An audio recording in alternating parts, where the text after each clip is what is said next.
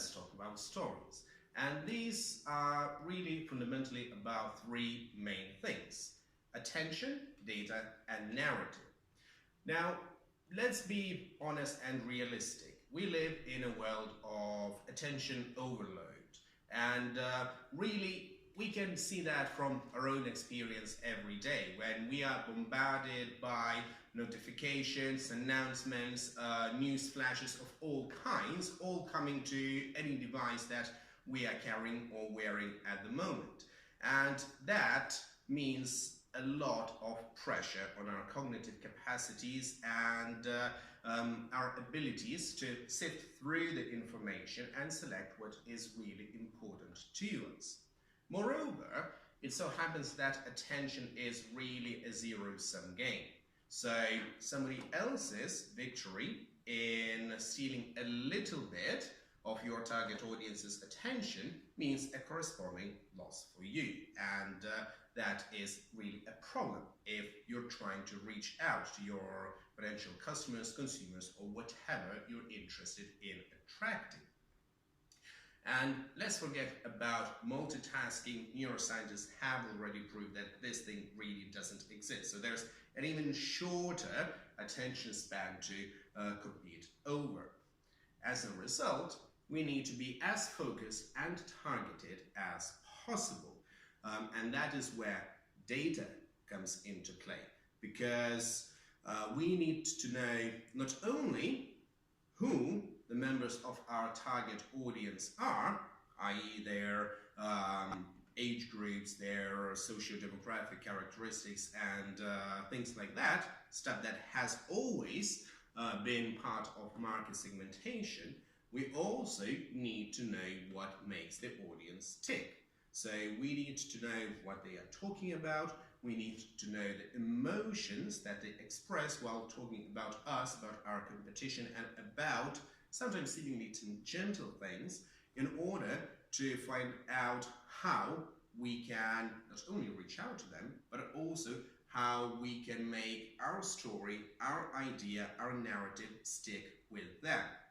And again, the trick is quite important here, because regardless of how savvy we are, regardless of how critical we are, if we are struck with the right story, with the right trigger, at the right time, we are always going to fall for the story that we are being sold. And if you, as a brand, are capable of projecting your identity and your core message in this very narrow fashion and make your audience stick, that is an enormous advantage. But again, for that, first of all, you need to have an awful amount of data about the audience, telling you where they are at this particular moment and which and what emotional load, which type of message is going to make them tick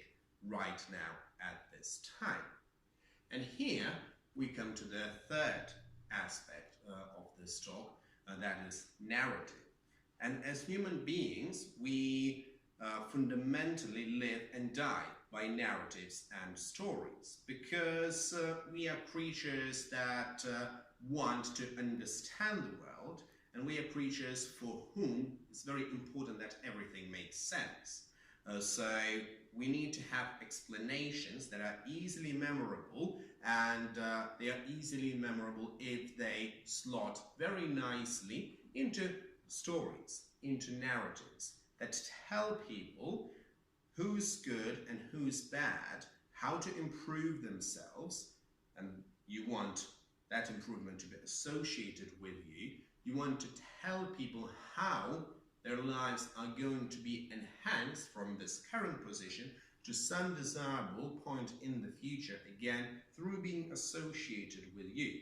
Of course, as most brands today, you need to allow for interaction and user creativity and all of those things, but still you need to remain in control always, all the time, with a key message that is based on the data that you have about your target audience, and it is only in this way that you can have at least a little bit of a chance to attract people's attention in this extremely busy environment where it is very likely that somebody else is trying to steal that same attention that you're competing for.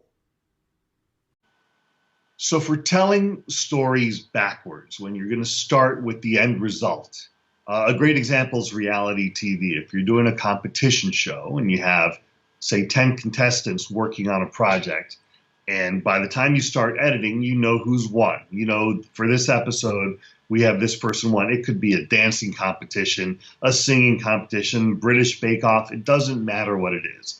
You have events where people worked really hard and then they did their competition, and then at the end, one person or one team was victorious. They won. Now you have to condense this data into an hour-long television program and show it to people. So how do you do it? Well, you start with the winner. You're not going to change the outcome. You don't want to rewrite history, but you have to figure out, what did the winner do to get to where they are? How do they start? How do they come up with a concept? How do they go through the process? What challenges did they come across on the way? How did they overcome those challenges? And you go back to your footage and you find those moments and you put them together in some kind of order. And by doing that, you can skip past irrelevancies. If you have moments that don't matter to the story, if there's a cool moment, but it had nothing to do with how this person won, you don't need to tell that part of the story. It becomes irrelevant. At the same time, you want to find the people who came in second and third place, who almost won, and do the same with their storyline. And you can also go back to the people who lost, who came in the bottom of this competition, and find their storyline. What challenges did they hit that they weren't able to overcome? What did they try? Now, you have to tell it in a way, as you're telling it, where the outcome isn't necessarily obvious. You don't want to know at the very beginning that this person's challenges are not going to be overcome and they're not going to win. You have to show the process and make it entertaining and use this to drive your story. So you can, by knowing the ending and knowing the beginning, you can go through your entire timeline and figure out what parts are relevant, what parts are interesting to the end result, and what parts don't matter in the end.